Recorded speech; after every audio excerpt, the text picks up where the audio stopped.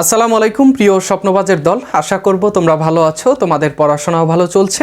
সামনে গুচ্ছভুক্ত বিশ্ববিদ্যালয়ের ভর্তি পরীক্ষা এবং আরও বিশ্ববিদ্যালয়ের ভর্তি পরীক্ষাগুলো রয়েছে, যেমন ঢাকা সেন্ট্রাল ইউনিভার্সিটি, ন্যাশনাল ইউনিভার্সিটির ভর্তি পরীক্ষা রয়েছে এবং অনেকেই তোমরা সেকেন্ড টাইম ভর্তি পরীক্ষা দেবে। তোমাদের পড়াশোনা কন্টিনিউয়াসলি চালানো উচিত বলে আমি মনে করি। এই মুহূর্তে কেউ ঘরে বসে থাকবা না, অযথা ফোন টিপবা না। তো তোমাদের যারা জগন্নাথ বিশ্ববিদ্যালয়ে ওয়েটিং লিস্টে রয়েছে, তোমাদের জন্য কিছু সুখবর রয়েছে। সুখবরগুলো কি? যে জগন্নাথ বিশ্ববিদ্যালয়ে তোমরা যারা এবার ওয়েটিং লিস্টে রয়েছো, তোমাদের মধ্য থেকে এই বছর জগন্নাথ বিশ্ববিদ্যালয়ে অনেক বেশি শিক্ষার্থীরা চান্স পাবে। কেন চান্স পাবে?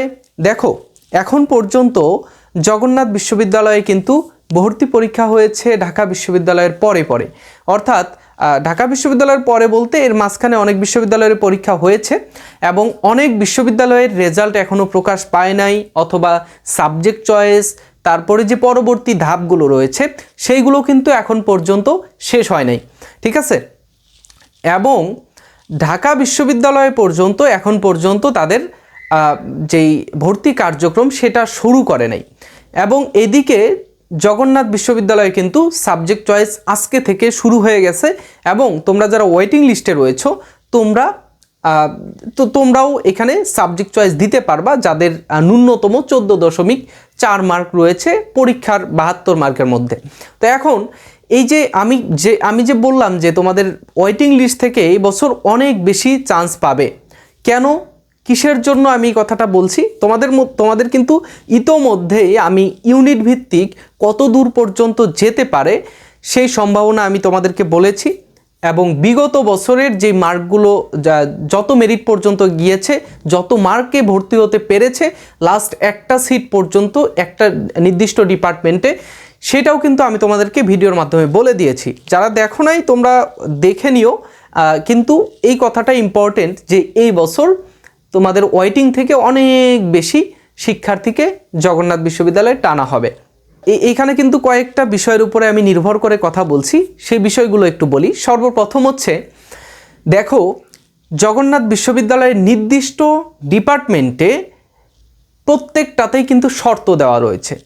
এখন দেখো, এই বছর এইচএসসি পরীক্ষায় পাশের হার কম ছিল এবং তোমাদের নির্দিষ্ট যেই শর্তগুলো দেওয়া রয়েছে, অনেকেই এই শর্তের জন্য আবেদনটাই পর্যন্ত করতে পারে নাই।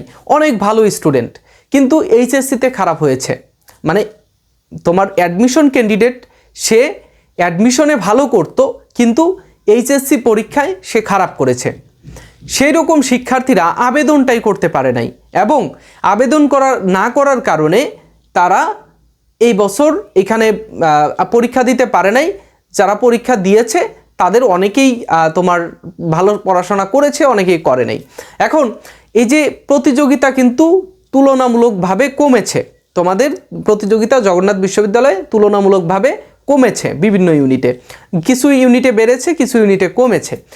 তো এইখানে তোমার এই প্রতিযোগিতা প্রথমে কমেছে, দ্বিতীয়ত হচ্ছে তোমাদের এইখানে শর্ত অনেকেই পূরণ করতে পারে নাই। একটা নির্দিষ্ট ডিপার্টমেন্ট, সেই ডিপার্টমেন্টে তাদের অনেকগুলো শর্ত দেওয়া আছে, দেখেছো ইতোমধ্যেই আমি শর্ত অনুসারে 5টা ডিপার্টমেন্টের আলাদা 5টা ভিডিও করেছি। এই শর্তগুলো পূরণ করতে যেহেতু পারে নাই, সো তাদের ওই সাবজেক্টে চান্স পাওয়ার পসিবিলিটি নেই বললেই চলে এবং পরবর্তীতে ওই সাবজেক্টে সে পড়াশোনা করতে পারবে না এবং ভর্তিও হতে পারবে না। সো তার হিসেব বাদ ওইখান থেকে। তো এরপরে তুমি যে একজন শিক্ষার্থী, তোমার যদি ওই শর্তটা পূরণ করতে পারো, তোমার মেরিট লিস্ট যত দূরেই থাকুক না কেন, সে কিন্তু ওই সাবজেক্টে ভর্তি হওয়ার সম্ভাবনা বেশি থাকে। সাপোজ তোমার একটা ইউনিটে সিট আছে 500টা, তোমার মেরিট লিস্ট কিন্তু 1500।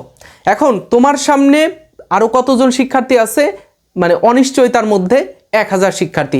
500 জন প্রথম থেকে তো নিশ্চিত ডাক পাবেই, কিন্তু এই 501 থেকে 1500 এর মধ্যে যে শিক্ষার্থীরা রয়েছে তারা কিন্তু অনিশ্চয়তার মধ্যে আছে এবং এর মধ্যে দেখবা অনেকেই ডিপার্টমেন্ট ভিত্তিক শর্ত পূরণ করতে পারবে না। তোমার মেরিট কত? 1500। তোমার আগ পর্যন্ত অনেক শিক্ষার্থী একটা নির্দিষ্ট ডিপার্টমেন্টে তোমার শর্ত পূরণ করতে পারবে না। যার কারণে সাপোজ একটা ডিপার্টমেন্টে ধরো ইংলিশ ডিপার্টমেন্টের কথা বলি, আমার নিজের ডিপার্টমেন্ট, সেইখানে 50% মার্ক লাগে। তো 50% মার্ক লাগলে অনেকেই দেখা যায় 50% মার্ক তুলতে পারে নাই। সাপোজ 1500-র মধ্যে আমি ধরলাম 200 জন শিক্ষার্থী, তারা 200 বা 300 জন শিক্ষার্থী তারা ইংলিশে 50% মার্ক তুলতে পেরেছে। এখন 300 জনের মধ্যে দেখবা এই যারা ইংলিশ পেয়েছে তারা অধিকাংশই ঢাবিতে চান্স পাবে, অধিকাংশই রাজশাহীতে চান্স পাবে, অধিকাংশই চট্টগ্রাম, জাহাঙ্গীরনগর এই বিশ্ববিদ্যালয়গুলোতে চান্স পাবে। তারা দেখবে ফেসিলিটি, তারা দেখবে যে জগন্নাথ থেকে এখানে অনেক বেশি ঘিঞ্জি এরিয়া, সো আমি রাজশাহীতে চলে যাই, জাহাঙ্গীরনগরে চলে যাই, ওইখানে আমার 100% হল আছে, হলে সিট পাবো ফার্স্ট ইয়ারেই, তো সে কিন্তু ওইখানে চলে যাবে। অনেকেই চলে যাবে দূরে, আবার ঢাবিতে অনেকে চান্স পাবে, চলে যাবে। সো আস্তে আস্তে কিন্তু এই ডিপার্টমেন্টগুলোতে তোমার এই চাপ কমবে।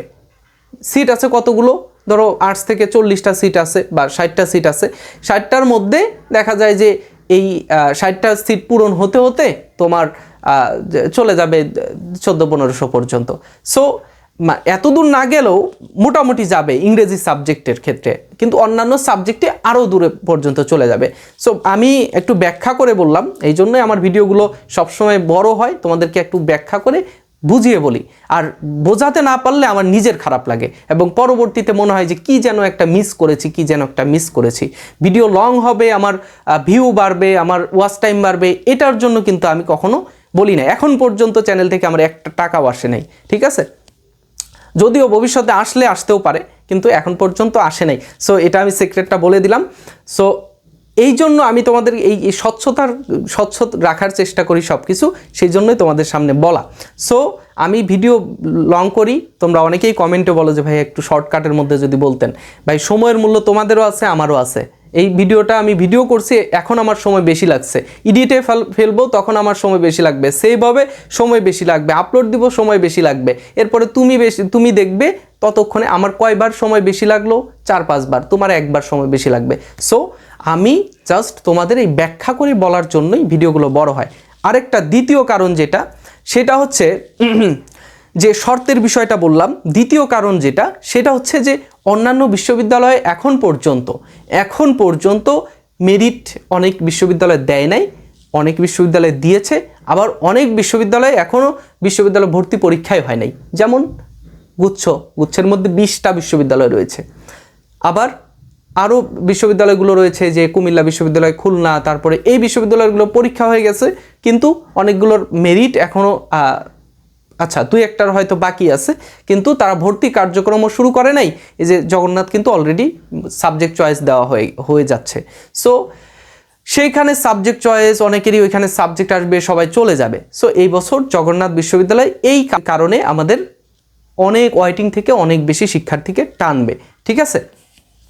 তো যারা এই ওয়েটিং থেকে চান্স পাবে তারা তো আলহামদুলিল্লাহ পেয়ে গেল, আর যারা পাবে তারাও যদি চায় যে গুচ্ছে পরীক্ষা দেবে ভালো একটা বিশ্ববিদ্যালয়ে, যেমন গুচ্ছের মধ্যে অনেক ভালো ভালো শিক্ষা প্রতিষ্ঠান রয়েছে যেখানে পরিবেশ ভালো, সব দিক থেকে র্যাঙ্কিংও ভালো, তো তারা সেই বিশ্ববিদ্যালয়গুলোতে ভর্তি হতে পারে, গ্র্যাজুয়েশন কমপ্লিট করতে পারে, পোস্ট গ্র্যাজুয়েশন করতে পারে। সো তারা কিন্তু চাইলেই গুচ্ছের মধ্যে পরীক্ষা দিয়ে একটা ভালো কিছু করতে পারে। সো তোমরা যারা চাও গুচ্ছ, ঢাকা সেন্ট্রাল ইউনিভার্সিটি, আবার জগন্নাথে যাদের চান্স হবে না, ঢাকার মধ্যে তারা থাকতে চায়, কোনো পাবলিকে চান্স হয় নাই, তাদের জন্য নতুন একটা পাবলিক বিশ্ববিদ্যালয় ঢাকা সেন্ট্রাল ইউনিভার্সিটি বিকল্প হিসেবে কাজ করতে পারে।